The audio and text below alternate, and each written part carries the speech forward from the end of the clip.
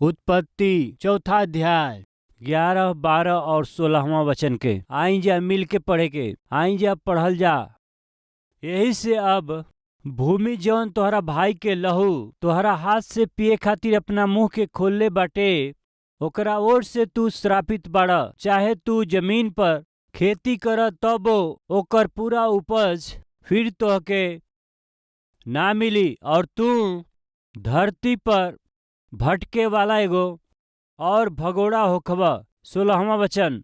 तब कैन यहोवा परमेश्वर के सामने से निकल गईले और नोद नाम के देश में जवन अदन के पूरब की ओर बा रहे लगले।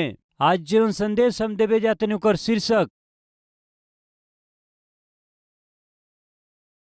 हमके परमेश्वर के जरूरत नहीं खे का हवे ई? रउआ ध्यान से सुनी। परमेश्वर के हमके जरूरत नहीं खे, परमेश्वर से हमके काम नहीं खे, परमेश्वर हमके ना चाहिए।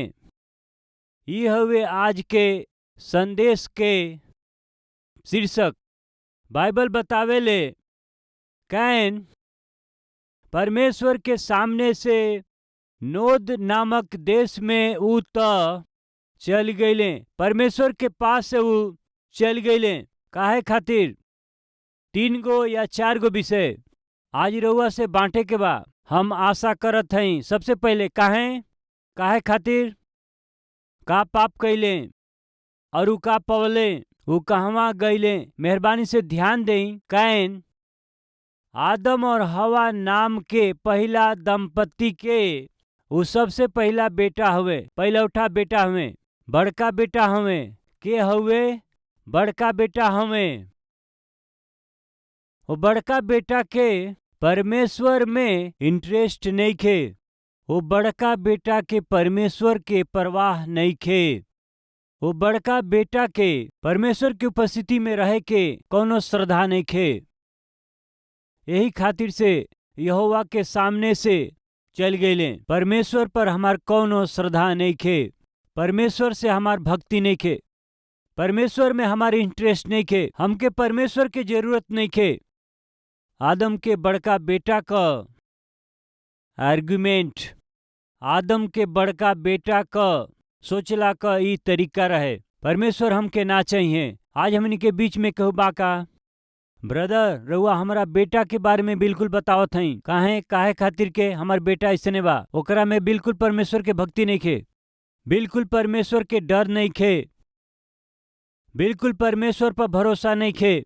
परमेश्वर की उपस्थिति में चर्च में आव, प्रार्थना में आव, परिवार के प्रार्थना में बैठ, कहला से उका जवाब दिलन जानत हई। परमेश्वर से हमार कोनो लगाव नहीं खे, परमेश्वर पर हमार भरोसा नहीं खे, परमेश्वर पर श्रद्धा नहीं खे, परमेश्वर के हमार जरूरत नहीं खे। ऐसे निश्चय रूप से हमार बेटा कहत हमें पास्टर जी, एगो माँ कहली हम चर्च में आइला, हमार पति चर्च में आवेलन, हमार बेटा चर्च में आवेलन। बेटी के कहला से हम ना आइब, कहेली कि बेटी सब मिल के जात हमें आव, आई एम नॉट इंटरेस्टेड, हमके पसंद नहीं खे, परमेश्वर में हमके रुचि नहीं खे, परमेश्वर के उपस्थिति से कोनो रुचि नहीं खे। सब मिल के बाइबल पढ़े के, सब मिल के गीत गावे के, सब मिल के प्रार्थना करे के आवा बेटी, हमके इंटरेस्ट नहीं खे। काजी प्रार्थना में जाए के मिल के हमके रुचि नहीं खे, ऐसा नहीं खे जी। प्रभु के उपस्थिति में जाए हमनी के आशीष है, हमके परमेश्वर पर भरोसा नहीं खे। पिता के साथ बच्चा लोग परमेश्वर की उपस्थिति में अइला से पूरा परिवार जब जाए के बाद सोच के त मम्मी चर्च जाए के चला, प्रभु के उपस्थिति में जाए के चला, तू जा। ई का मम्मी हमके कहत हऊ आवे के, तू जा, हम ना आइब, तू जा। काहे ना आइब कहत हऊ, हमके इंटरेस्ट नहीं खे। काहे खातिर के हमार सवाल बा, काहे खातिर मनुष्य के परमेश्वर पर इंटरेस्ट नहीं खे। आज रउआ परमेश्वर की उपस्थिति में बानी, पिछला सप्ताह आयल हनिका रउआ से पूछला से हमनी में से बहुत से लोग ना आइले। कैन हमके परमेश्वर के जरूरत नहीं खे, उनकरा उपस्थिति के जरूरत नहीं खे, इस सोच के ऊ परमेश्वर की उपस्थिति से चल गए के हवे ई बड़का बेटा हमें पहला माता पिता से ही पैदा भइलन बड़का बेटा हमके परमेश्वर की जरूरत नहीं के कह के गईले। आज हमन के परिवार में भी कैन जैसे लोग बाड़े हमके परमेश्वर के जरूरत नहीं के ई कह के परमेश्वर की उपस्थिति से दूर जाए वाला। जब प्रार्थना करत रहलन जा उठ के बाहर चले जाए वाला लोग, जब सब लोग मिल के कलीसिया में आवेलन तो उनका साथ ना आके संसारिक जीवन के बिताए वाला आज बहुत से लोग बाड़न। काहे खातिर के इस सवाल बाटे, आखिर काहे राउर बेटा हो सकेलन, बेटी हो सकेली, पति हो सकेलन, पत्नी हो सकेली, आत्मिक दिखाई देत हमें बाकी परमेश्वर से दूर होके जियत हमें काहे परमेश्वर से दूर होके जात हमें कारण जलना से अच्छा हुई। सबसे पहले काहे परमेश्वर के जरूरत नहीं खे, काहे खातिर के कैन हमके परमेश्वर के जरूरत नहीं खे इस सोच के ऊ परमेश्वर से दूर जात हमें। एकर कारण पाप हवे। का ह? पाप हवे। कैन के जरिए कैल गईल ऊ पाप परमेश्वर से ऊ कैन के दूर कर दिहलस। प्रिय भाई और बहन लोग, रौरी घर में केहू काहे न होखे परमेश्वर के उपस्थिति के अनदेखा करत हमें, तब परमेश्वर के संगति के उपेक्षा करत हमन, त प्रार्थना के जीवन के तिरस्कार करत हमें, त वचन पढ़ला के विषय में यदि लापरवाही करत हमें त ओकर दूसरा कारण नइखे। प्रिय लोगन, ओकर एक ही कारण बाटे, ऊ ह पाप। उन्हन लोग में पाप आ गइल बाटे। उन्हन लोग में शैतान अपन घर बनौले बा। शैतान के सोच के जरिए, शैतान के विचार के जरिए, शैतान के काम के जरिए ऊ चलावल जात हमें, ऊ बांध दिहल गइल बाणे। यही से ऊ परमेश्वर के उपस्थिति में नेखन जा आ पावत। काहे कैन परमेश्वर की उपस्थिति से दूर हो गईले जानत है का? उनकर कैल गईल पाप। का हुए पाप? कैन त अपना भाई हाबिल के ही मार दिहले। ऊ एगो हत्यारा बन गईले, एगो दुष्टता के काम ऊ कैले, अपना भाई के ही ऊ हत्या कर दिहले। उनकर कैल गईल पाप परमेश्वर से ही दूर कर दिहलस। आज हमन में केहू काहे न होके परमेश्वर से रउआ दूर होत हई, केहू काहे न होके परमेश्वर के जरूरत हमरा के नहीं खे, परमेश्वर में हमके इंटरेस्ट नहीं खे, हमार श्रद्धा नहीं खे, हमके चर्च जाइला के मन नहीं खे, बाइबल पढ़े के हमके मन ना होला, प्रार्थना करे के मन नहीं खे। यदि ऐसन कहत हई तब ओकर कोनो दूसर कारण नहीं खे। प्रिय, ओकर एक ही कारण बाटे। का हवे जानत हई? ऊ पाप में जियत हमें। पाप एगो व्यक्ति के परमेश्वर से दूर कर देला। पाप एगो आदमी के आत्मिकता से दूर कर देवेला। पाप एगो आदमी के अंदर से परमेश्वर के प्रति श्रद्धा से मिटा देवेला। हमके इंटरेस्ट नहीं खे परमेश्वर से, हमके कोनो लगाव नहीं खे, परमेश्वर से हमार कोनो श्रद्धा नहीं खे। ऐसन कहला के कारण जानत हई उनकर करे वाला पाप ह। दूसरा बात, कई बार भाई बहन लोग आके हमरा से कहेलन, सुनी ब्रदर हमारी पिताजी खातिर प्रार्थना करी। काहे खातिर? उनके हमनी के घर के प्रति चिंता नहीं खे, हमनी के पढ़ाई के प्रति चिंता नहीं खे, शादी के लायक हो गइल बनी जा, दूगो बहन बनी जा, हमनी के शादी के प्रति कोनो चिंता नहीं खे। हाँ, काहे खातिर? वो दूसरा औरत के साथ वो घर बसा ले बाड़े, यानी अर्थ का बा बेविचार में जीवन बितावत हमें, दूसर घर वो बना ले बाड़े, वो दूसरा के साथ रहेलन। यस, मनुष्य के पाप परिवार के प्रति श्रद्धा के मिटा देला। पाप में गंदा आदत, पाप में अनैतिक संबंध पत्नी के प्रति प्रेम के दूर कर देला, बच्चन के प्रति प्रेम के दूर कर देवेला, परिवार के बनावे से वो रोकेला, परिवार में लड़ाई और मरला के स्थिति ले आवेला। का हवू? पाप। आज ये वचन के सुने वाला भाई और बहन लोग, हम रउआ से पूछतनी, रउरी परिवार के प्रति राउर श्रद्धा बा? राउर परिवार बा, पत्नी बाड़ी, बच्चा बा, उनके जिम्मेदारी राउर बा, पति के रूप में, पिता के रूप में श्रद्धा बा का? पत्नी के रूप में, माँ के रूप में रौरी परिवार के प्रति, बच्चन के प्रति राउर श्रद्धा बा? आज बहुत से भयानक समाचार के हमनी का सुनत हई जा। एगो औरत के सुंदर बेटा एगो रहले, 3 या 4 साल के उम्र रहे। उनकर पति विदेश रहत रहले, अवैध संबंध के बना लेली। पाप करत तू बेटा देख लेले प्रिय। ये बात के बेटा पिता से बता दिहन, ई सोच के वो अपना बेटा के हत्या कर दिहली। वो पापी स्त्री काहे खातिर के अवैध संबंध। पेपर में समाचार आयल, एगो बेटी कौनो लड़का से प्रेम कैली और उ लड़का से मिलत रहली। उ लड़का भी लड़की के पास में आवत जात रहे, दोनों के बीच में प्यार हो गई रहे। और ये बेटी वो लड़का से प्यार करत रहली। वो लड़का बार बार इनकरा घरे आवत रहे। अचानक एक दिन वो लड़की सिलेंडर फटला से उनकर शरीर पूरा जल गई। हॉस्पिटल पहुंच गई। का हो गई पूछला से ही समाचार आयल कि वो सिलेंडर फट गई रहे। यही से बेटी पूरा रीति से वो जल गई। पुलिस वाला पूछले कि कैसे सिलेंडर फट गई और तू कैसे ऐसे तू जल गईलू।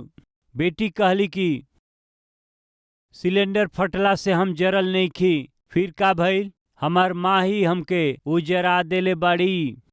तो हर माँ तो के जलहियन का? सच में का भइल? वो पापी औरत, हम जौना लड़का से प्यार कली, जेकरा साथ हम जीवन भर रहल चाहत रहली, वो लड़का के साथ अवैध संबंध बना लेली। हमार माँ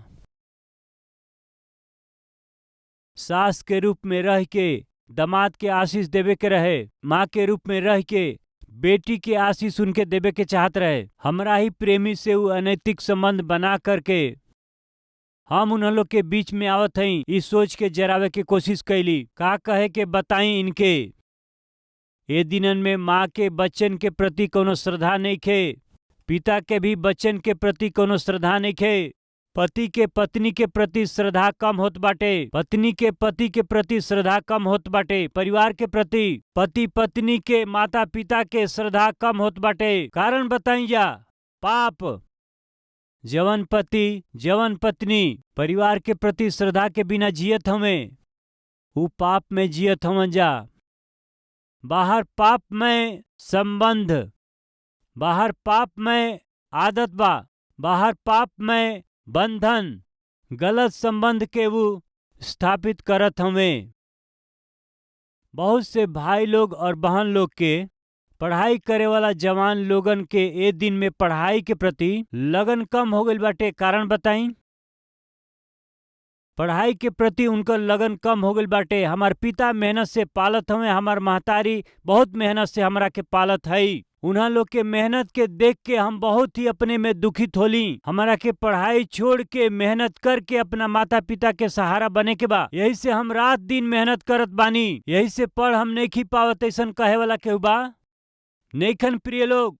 फिर काहे पढ़ाई के प्रति लगन कम होता? फ्रेंड्स, बॉयफ्रेंड चाही, गर्लफ्रेंड चाही, दोस्त लोग के साथ घूमे के बा, पिए के बाटे, मौज मस्ती करे के बा। गली के कुत्तन से भी ज्यादा नीच बन के अपना शरीर के ऊ लोग गंदा करत हमें। हम मीटिंग में जाके कई बार आधी रात के 12 बजे, 1 बजे, 2 बजे, 3 बजे, 4 बजे यात्रा करके हैदराबाद आवत समय विचित्र काम हमके दिखाई देला। वो समय में बाइक में बैठ के लड़की लोग लड़कन के साथ घूमत रहेली। रात के 2 बजे 3 बजे तक रोड के ऊपर सज धज के घूमत रहेलन सा। लड़का और लड़की, कितना शर्म के बात बा। एगो रेस्टोरेंट के सामने ही हम हमार पत्नी कार में बैठल रहनी, ठीक हमनी के सामने एगो स्टेज रहल। एगो लड़का और लड़की वो रेस्टोरेंट के सामने एगो स्टेज रहे, स्टेज के पीछे एगो गली रहे। शाम के 8 बजे, 8:30 बजे हमनी के आंख के सामने ही वो स्टेज के पीछे वो गली में वो चल गए। काहे खातिर? पाप करे खातिर के। कहाँ? हैदराबाद शहर में। कितना शर्म के बात बा। पाप करे खातिर थोड़ा सा समय मिलल चाही। पाप में इच्छा के पूरा करे खातिर थोड़ा सा जगह मिल जाता काफी बा। कहाँ बाटे श्रद्धा? पढ़ाई के प्रति कोनो श्रद्धा नहीं खे, भविष्य के प्रति श्रद्धा नहीं खे, चरित्र के प्रति कोनो श्रद्धा नहीं खे, आत्मिकता खातिर कोनो श्रद्धा नहीं खे। खाली एक ही बात के श्रद्धा बाटे, पाप में इच्छा के पूरा करे के बाटे, शरीर के इच्छा के पूरा करे के बा। जवन सोचले बाड़े ओके करे के बा, ऐसे जवन सोचले ओके करे के बाटे। रिश्ता नाता के भी उ लोग ना देखेलन जा, उम्र से कोनो मतलब नहीं खे। जहाँ चाहे वहाँ भयानक बिगड़ल दशा में हमनी के लोगन के देखत हई जा। काहे खातिर कैन के परमेश्वर के प्रति श्रद्धा ना रहे, पाप, उहे पाप आज मनुष्य के जीवन में बहुमूल्य चीज खातिर के उनके श्रद्धा रहित कर देत बाटे। बहुत से लोग हमारा पास आके प्रार्थना के सहायता मांगेलन, भाई प्रार्थना करी, काहे पता नहीं काहे। बाइबल पढ़े के बाटे, ई सोच के बाइबल खोलला से बहुते ही नींद आवे लागेला। आहा, और का आवेला, जम्हाई आवे लागेला। फिर टीवी देखत समय, सीरियल देखत समय ओंघाई ना आवेला, जम्हाई ना आवेला, भूख ना लागेला, पति आवे से भी मालूम ना होला, डाइनिंग टेबल में बैठल बने इहो ना मालूम होला, खाना बनल बा कि ना, काजी खाना बन गई, हाँ जी टेबल में बा खा लें। ये सब तो खाली बा, खाली बा, जल्दी जल्दी आके, अरे अरे अरे ई का, अरे अरे बेचारी बनावे भूल गईली। अरे का भूल गईली, देखली भूले वाला सब केहू कहल, का कह के कहवा बाटे प्रिय लोग श्रद्धा, परिवार के प्रति श्रद्धा कम होत जात बाटे। टेलीविजन के प्रति श्रद्धा बढ़ता, मोबाइल के प्रति लोगन के श्रद्धा बढ़त बा, संसारिक बात में लोगन के श्रद्धा बढ़त जाता। प्रार्थना करत समय नींद आ जाला प्रिय लोग, प्रार्थना करत समय जम्हाई आ जाला प्रिय लोग, बाइबल पढ़ला से नींद आ जाला जी, श्रद्धा नइखे, समर्पण नइखे। कारण जानत हई, एगो भक्त कहले, रउआ पाप करब तो प्रार्थना ना करब। यदि रउआ प्रार्थना करे वाला एगो आदमी हई तो पाप नाही कर पैबा। कैन काहे परमेश्वर के प्रति तोहके श्रद्धा नइखे, हमारा में पाप बाटे, यही से वो पाप हमके परमेश्वर की निकट ना आवे देला, वो पाप हमके परमेश्वर की संगति में हमके ना रह देला। यस, अंधकार और ज्योति एक साथ रही कहबा, बताई जा, एक ही कमरा में अंधकार ज्योति के साथ में रख पैबा? लाइट चालू करते ही अंधकार के भागे के पड़ी। अंधकार और ज्योति के एक साथ रहल बिल्कुल संभव नहीं खे।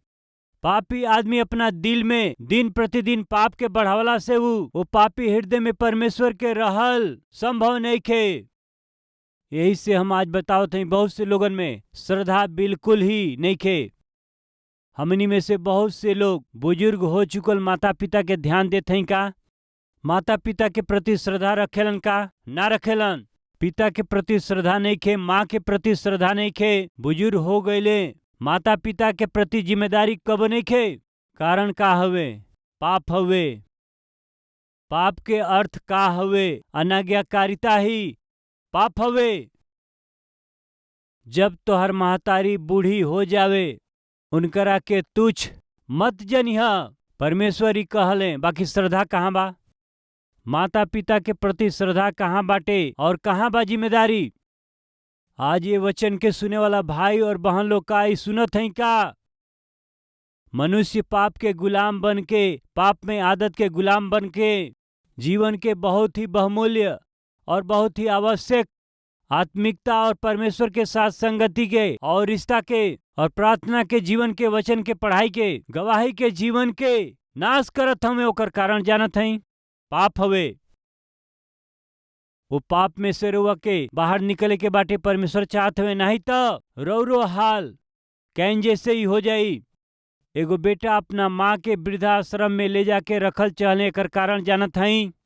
घर में ही होखे वाला झगड़ा, बुजुर्ग के प्रति श्रद्धा ही नहीं खे, बड़हन लोग के प्रति जिम्मेदारी नहीं खे। वीडियो देखला से पता चली असली में वहां भइल का। आई जा वीडियो देखी जा।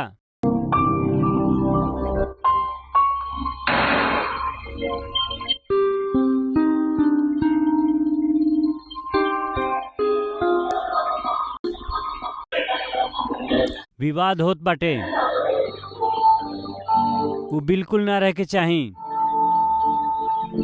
हम उनकर देखभाल ना कर सकीला, ध्यान ना रखब।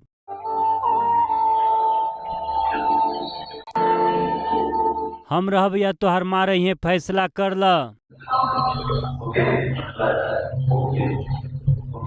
अंत में एगो फैसला।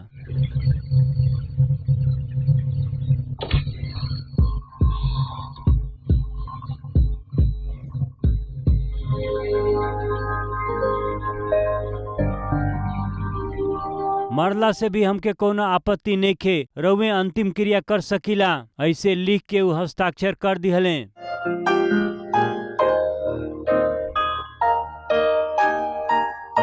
वृद्धा आश्रम में उनकरा के छोड़ दिहले। माँ का हृदय तड़पे लागल।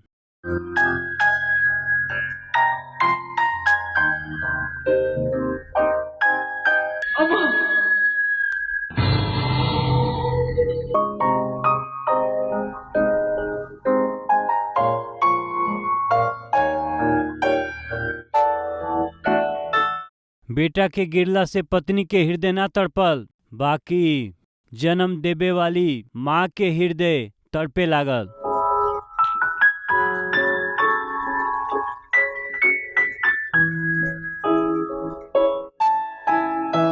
चल ना पावत रहली, फिर भी कदम डगमगात रहे, फिर भी गिर गई। बेटा के सहारा देवे वाला पत्नी ना रहली, उ माँ रहली।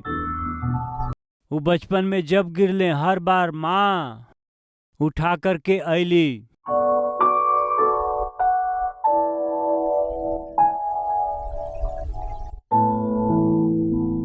यही से बचपन से जब भी हमनी के गिरली तो मुंह से निकलेला कि माँ। काहे जानत हई, जब भी हमनी के गिरली जा हर बार उठाए वाला माँ ही रहली। प्रिय भाई और बहन लोग, कहाँ बाटे श्रद्धा? जन्म देवे वाला माता पिता के प्रति श्रद्धा कहाँ बा? प्रिय लोग, इंसान आज के दिन मानवता के मूल्य के भूल करके सुख और समृद्धि के गुलाम बन करके बूढ़ा हो गई। माँ बोझ बन गई। पिता के वो बोझ जान करके ही उनके ले जा करके वृद्धा आश्रम में छोड़ के वहाँ वो हस्ताक्षर भी कर देत हमें। मर भी जाओ तो हमके खबर मत करिया। कहीं भी अंतिम क्रिया कर दिया, लाश के अंतिम क्रिया कर दिया। कितना दुखित बा। कैन परमेश्वर के प्रति श्रद्धा नहीं खे। काहे खातिर? हमरा कैल गई पाप के काम के कारण परमेश्वर के प्रति रहे वाला हमर भक्ति चल गई। परमेश्वर के प्रति हमरा भरोसा के पाप दूर कर दिहलस। यस, आज जीवन में रहे वाला मूल्य के प्रति राउर श्रद्धा नहीं खे त जानी उ राउर पाप हवे। उहे परमेश्वर आज रउआ के याद करावत हमें। हम कहली ना, हर एक बुद्धिमान स्त्री अपना घर के उ बनावे लीजा। यदि बनाने की पाओ तो रउआ में श्रद्धा नहीं खे। ओकर कारण जानत हई, रउआ परमेश्वर से दूर जात हई। बिना काम कैले केहू के भोजन ना मिली, ई बाइबल कहेले। रउआ काम ना करीला, फिर भी राउर पत्नी ही काम करेली। घर में रउआ 3 टाइम खाना खात हई, फिर भी रउआ श्रद्धा नहीं रखत। रउरी परिवार के प्रति रउआ बिना जिम्मेदारी के रहत हई। रउआ के मेहनत से पालत हमें, मेहनत से पढ़ावत हमें कि रउआ योग्य बनी, बाकी पढ़ाई के प्रति रउआ के श्रद्धा नहीं खे। माता पिता खातिर आदर नहीं खे, बाकी 3 टाइम आके तू प्लेट पूरा खाली कर देला। तोहरा मांगल गई पैसा के नाम मिलला से घर के सगरी सामान पटक देला। माता पिता के नरक दिखावेला। एकर कारण जानत हवा, रउआ पाप में जियत हई। यही से परमेश्वर कहत हमें, ऐसे कब तक?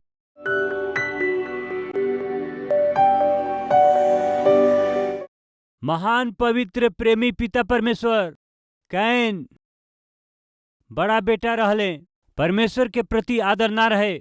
हाय, आज हमनी के घर में, हमन के परिवार में, हमन के लोगन में रउआ खातिर श्रद्धा रहित, रउआ खातिर भक्ति रहित, रउआ प्रति भय रहित, आत्मिकता के प्रति श्रद्धा रहित। हे पिता, परिवार के बहुत से लोग बाटे, ऐसन लोगन के रउआ दर्शन दे। हे पिता, हमन के भाई बहन रउआ से प्रार्थना करत हमें, आंसू बहावत हमें। पिता के रौरी प्रति श्रद्धा नहीं खे, हमारा मम्मी के रौरी प्रति भक्ति नहीं खे। हमार भाई बहन रउआ के परवाह ना करेलन, हमार पत्नी रउआ के पसंद ना करेला, हमार पति रउआ के पसंद ना करेलन। पिता उन्हनी के क्षमा कर देई, पिता उन्हनी के क्षमा कर देई। कैन के समान ही हमरा घर में केहू के नाश होखला के आवश्यकता नहीं खे। पिता ये प्रार्थना के करे वाला हर एक के प्रार्थना के रउआ सुनी, और ऐसे ही हमहन रौरी प्रति श्रद्धा के साथ, आत्मिकता के प्रति, वचन के प्रति, प्रार्थना के प्रति, पवित्रता और उपस्थिति के प्रति आदर के साथ जीवन बिताई जा। हमहन के मिलल जिम्मेदारी के प्रति हमनी का आदर के साथ जी जा। रउआ के खुश करे वाला के समान जीवन जिए के बा। ऐसन अद्भुत आत्मिकता हर एक के देई कह के यीशु के नाम से मांगत हैं पिताजी, आमीन।